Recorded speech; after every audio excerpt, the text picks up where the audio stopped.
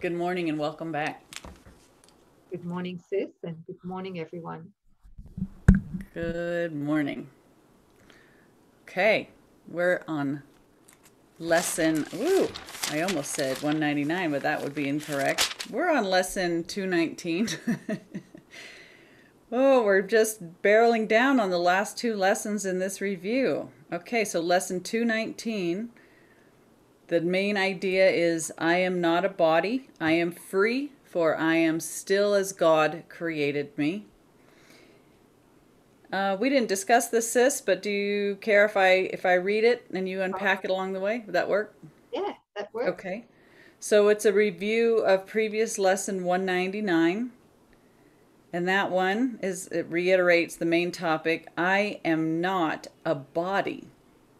I am free. I am God's son. Be still, my mind, and think a moment upon this, and then return to earth without confusion as to what my Father loves forever as his Son. I am not a body, I am free, for I am still as God created me. Kind of supports that ladder diagram that you and I are previously discussing, right, sis? It's like we're going to go up and receive and return our awareness to what we are, and then he's saying, and then return to earth without the previous confusion as to the Father's love for his Son, and share that love. Yeah, we're not to just remember and then think that that's all that there is. It's the key is in receiving and then extending by sharing it, strengthening by sharing it with our brothers. Okay. So it's not a personal awakening, we've said this before, Right. but, but so many of the spiritual paths in the world really focus on this awakening in isolation. Right. But there is only a partial awakening in Mm-hmm. isolation. That's right. Yeah. So there's still a privatized mind that thinks I have awakened, and yet there are others who are not awakened. Well, that's half the. I mean, it's great that we now recognize what we are and the truth of how the dream works and what the absolute is. But until the sonship awakens, nobody's truly going home. So we need to be in service. There's a whole function that he has for each of us to perform. And until we fulfill that, we're in the spin cycle. And it brings us great joy to do it. Yeah. So let's flip back. We're looking at lesson 199. And, the first sentence, as I just kind of reviewed it this morning, really flew off the page. And you'll have to forgive me because I'm going to show the gap diagram. I'm not sorry. Anyway, the first sentence, freedom must be impossible as long as you perceive a body as yourself. And I was doing the course and I've done the workbook lessons before joining with all of you and doing them, but I'm just blown away how I could do them all and not see that the whole point of all of this really comes down to the belief of body identification. The ego doesn't want to get that. And here it is, and I added 3 words here. So freedom from the gap must be impossible as long as you perceive a body as yourself. So you're not going to get a freedom from anything that you've got within the gap, your pluses and your minuses and your sicknesses and the conflict and, body problems and job problems, all suffering. We cannot ever actually gain permanent freedom while we're still identified as the mythical me. So that's the one problem. This symbol of separation needs to be addressed. And I just kind of highlighted some of the key things here. He says the mind can be made free when it no longer sees itself as in a body firmly tied to it and sheltered by its presence. It is essential for your progress in this course that you accept today's idea and hold it very dear. Declare your innocence, and you are free. The body disappears because you have no need of it except the need the Holy Spirit sees. For this, the body will appear as useful form for what the mind must do. It thus, the body, becomes a vehicle which helps forgiveness be extended to the all-inclusive goal that it must reach according to God's plan. All-inclusiveness is God's plan, which must be fulfilled, because that's what creation and reality are, all-inclusive, one. That's why there is no privatized awakening. The body's purpose now. Sorry, yes, go ahead. To interrupt you, but where are you reading from? I haven't got this anywhere here. It's lesson 199, paragraph 4. Paragraph 4. Okay, all right. Yeah, okay. Yeah. And then I'm just flipping the page over, just a couple more. The body's purpose now is unambiguous, and it becomes perfect in the ability to serve an undivided goal. It is a worthy servant of the freedom which the mind within the Holy Spirit seeks. Be free today and carry freedom as your gift to those who still believe they are enslaved within a body. This is it. It's overcoming our identification as being confined, imprisoned, or defined by a body. It's getting that understanding of being spirit or mind, and that the body is an idea, a useful vehicle for us to descend into the dream of sleeping brothers and to give our gift that we received to those who still believe that they are enslaved within their body. He says, let love replace their fears through you. You are God's son. In immortality, you live forever. Your brothers stand released with you in it. The world is blessed along with you. God's Son will weep no more, and heaven offers thanks at the increase of joy your practice brings even to it. And God himself extends his love and happiness each time you say, I am not a body. I am free. I hear the voice that God has given me, and it's only this my mind obeys. And so I was skipping around a little bit, but that's really, I think it ties it in nicely. Thank you. So the issue, distilling it right down to a very simple explanation, the issue we have is really believing that the body is our priority. It is our goal of life here. And while we base all of our decisions on that unforgiven goal, we're going to head for death. Yes. But you know, conflict, pain, suffering, and then death. That's right. Yeah, okay. So instead of the body being a goal, what Jesus is asking in A Course in Miracles is that we repurpose it with Holy Spirit. So it becomes a means by which we return to wholeness. Yes. By which we heal fully. Yeah, okay. So it's only a means by which we attain salvation, right? It's not a goal in itself. Right. And that's kind of as the unselfing process goes, and we reach this top part where we're practicing the holy relationship and the holy instant. This is where that body's repurposed. This is where we come to recognize our function, and this is the willingness to serve. This is the path of love, and that the body is only used as the means to accomplish coming back into the sonship that still believes that they are bound in bodies. And so this one no longer values the body because it knows that it's not the body, but appreciates the body as a communication device so that God's will can reach the sleeping sonship. Yeah, it's beyond self-interest. The self is gone. It knows what it is, but the mission's not complete until, we go and fulfill our function.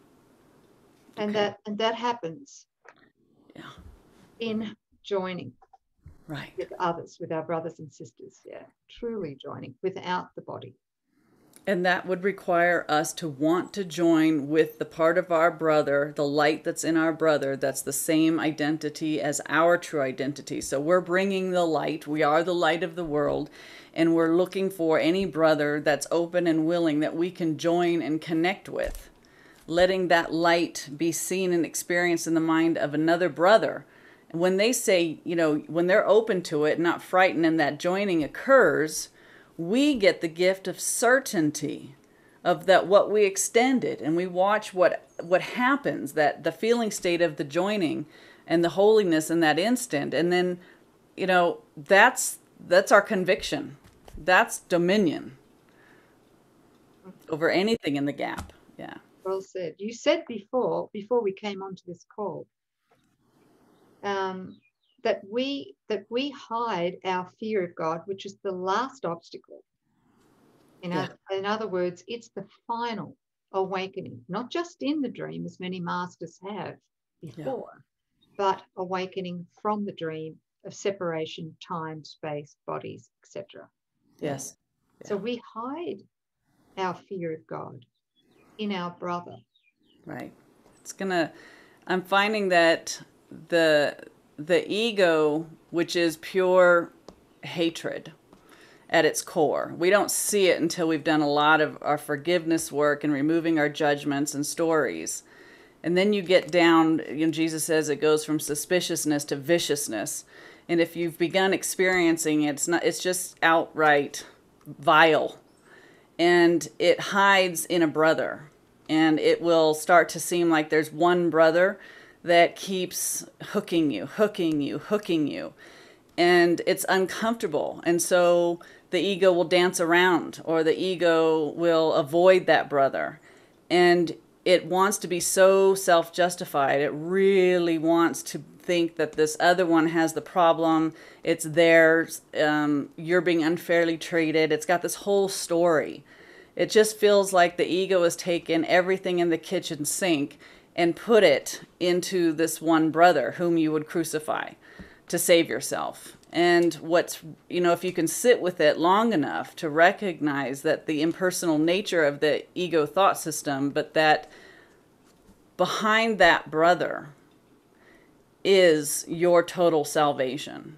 It's like the ego has turned up the heat and ramps it up and makes it almost intolerable to try to want to join and move through it. Well, why? Because it knows that should you actually walk through that level and intensity of hatred, that your light, remember when we said it's just, we're all one infinite being filled with light, that when the light in you can pierce the darkness, right, that you've placed in another brother as the ego's self-hatred, behind that is your holy self. Like the ego would not be shrieking and putting up such a defense if it didn't know right well that that brother is offering you your complete and total salvation. And I think for lifetimes, we just avoid, and that hatred is protected. Our hatred, the ego self-hatred that we identify with, has been tucked neatly into another brother. And that's why we keep going through the reincarnation cycle, because we never know or never are willing to run at it through forgiveness and closing that imaginary gap. I mean, perfect love's going to cast out that hatred. Nothing else can. So you're being required to purify to such an extent that that last stronghold in the ego thought system of vile hatred is burned off. Only a perfect love is going to do it. So you can almost feel like, it looks like Mount Everest, but we're not alone, and our desire to walk through it assures that it's going to be done. And then you just have massive gratitude. Very good, sis. Yeah. Beautiful. It's good to see, which it brings it full circle again, why we have to have our brother. This teaching is outdated now. This one that we don't need our brother. You know, it may have made sense a while back, but now we know, now that we know what we know, it is not possible. It is not possible to come back to union, the felt state of union, without relationship. That's just logical. Yeah. It is now. It wasn't It is years ago. We're busy getting other layers of it, you know, but we're ready now. It's like we have the truth. I get that so clearly. It's the divine perfect love. And hatred is the ego's last stance. It's only defense against, seeming defense, against us having that felt state of the perfect love. Yeah, we have to be willing, you know, and this is the last, the last block, really, isn't it, for the ego? Yeah. Well, I was thinking that as long as I have this perfect love here on earth, which I feel with you, sis, that it's an impersonal love where I can see the Christ in you very easily. We can join. Fear flees when we join. And I'm so grateful for that. And I thought, you know, that's going to be enough. And I saw it's not enough, because while you have that, but the ego still has you duped and tucking hatred in somebody else, it's not perfect, right? It has to be a perfect love. It has to be across the board. He does say one brother is all brothers, and I was wondering about that, but it's like, so you can heal the ego's hatred in your mind if you can forgive perfectly the one brother that the ego has tucked its, you know, its story into. Yeah. Well, thank you for doing that. Yeah. Oh, yeah. I didn't come this far to pull up. I think my brother's as tenacious as I am, so the ego really doesn't have a hope in hell. Is that Yeah. wonderful? Yeah. Yeah. Gratitude is bubbling up already. What's that? Gratitude is bubbling up already. Oh yeah. No, I've seen the perfection of it. Now it's just moving through it. Yeah. Thank you. Yeah. Thank you. So I hope that helps you guys. Really look at that. We can't harbor that in anybody, but it's going to be there. It's going to be there for each of us, and it has to be undone. Yeah. Avoiding it's not an answer. No. And you know, I just want to support what you've just said with 3 quotes here. Sure. Of course, I've got hundreds of them. I know. I'll just read the first 3. And this is from Jesus in A Course in Miracles. This particular one, the first one is from Workbook lesson. No, where is it from? You know what? I didn't write it down. Sorry, okay. Forgive me. We'll find it and we'll put it in the notes. Okay. The body is the means by which God's Son returns to sanity. Oh, wait a minute. Okay. That flies in the face, that statement, doesn't it, of what we've just been saying. And yet it's true. It's a paradox, but it's true. I'll read it again. The body is the means by which God's Son returns to sanity.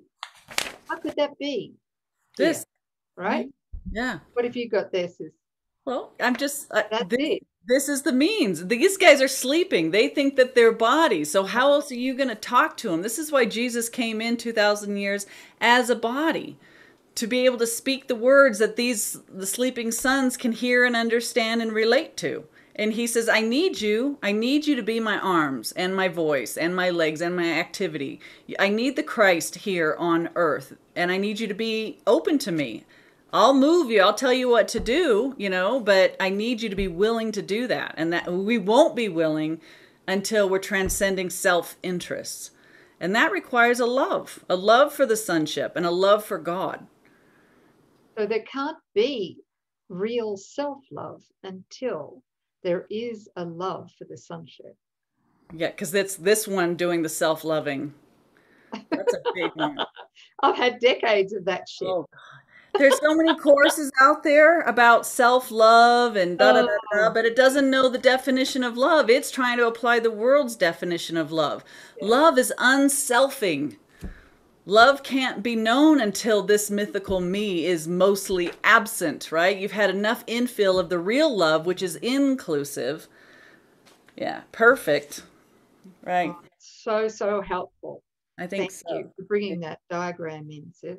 Yeah. And that's why the body is the means by which God's Son returns to sanity. He goes on in this quote to say, though it, the body, was made to fence him into hell without escape, yet has the goal of heaven been exchanged for the pursuit of hell. The Son of God extends his hand to reach his brother and to help him walk along the road with him. That's that going back in, sis, right? Yeah. Now is the body holy. Now it serves to heal the mind that it was made to kill.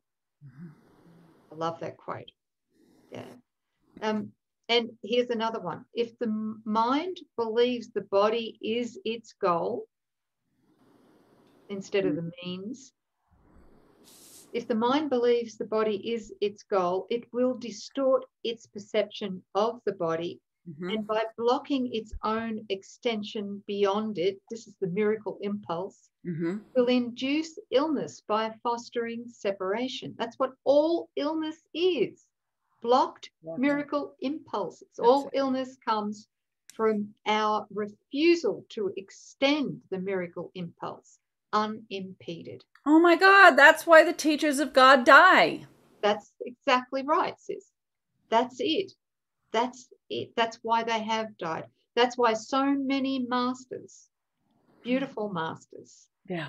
come in with the most incredible intent, and yet they've died from disease. Yeah. Oh man. Okay. Yep. I'm really just feeling into that.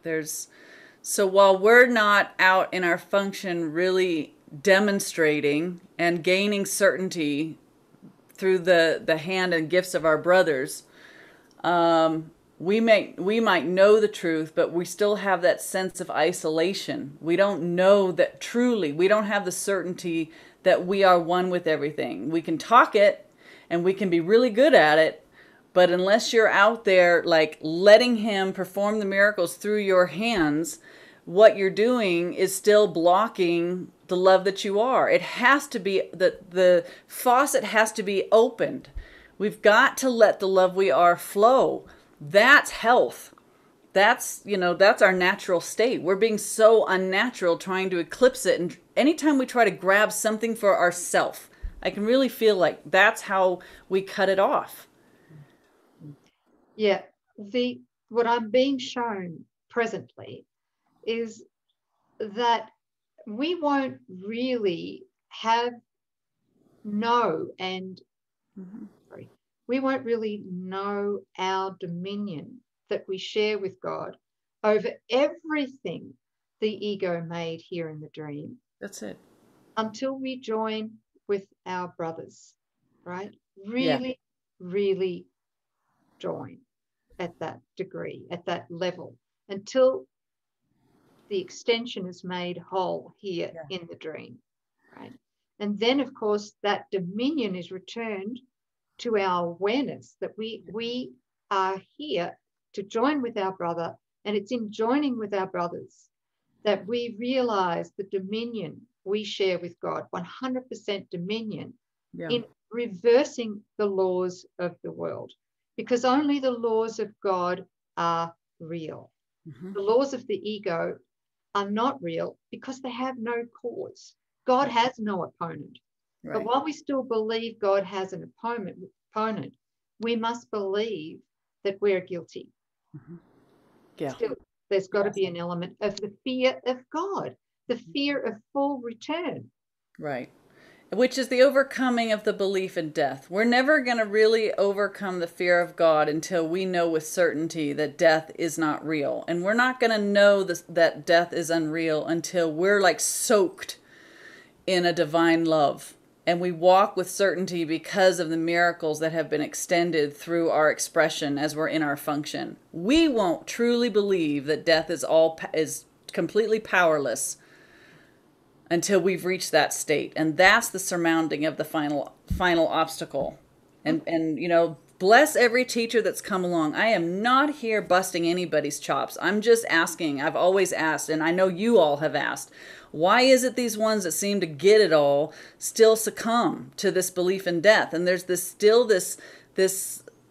a sense of isolation. You know, there's a lot of lonely people seemingly at the top with what they know, this clarity of being awake in the dream, but that miracles have not extended through their hands. They're not fully in their function, and there's still fear there to where the miracle is blocked. And all blocked miracles result in the sickness and death of the body.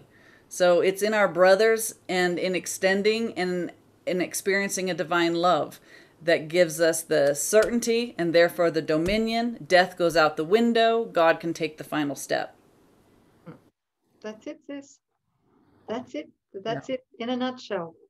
So helpful. Shall I read the rest of the quote? Oh, sorry. Yes. Don't you dare say I am sorry.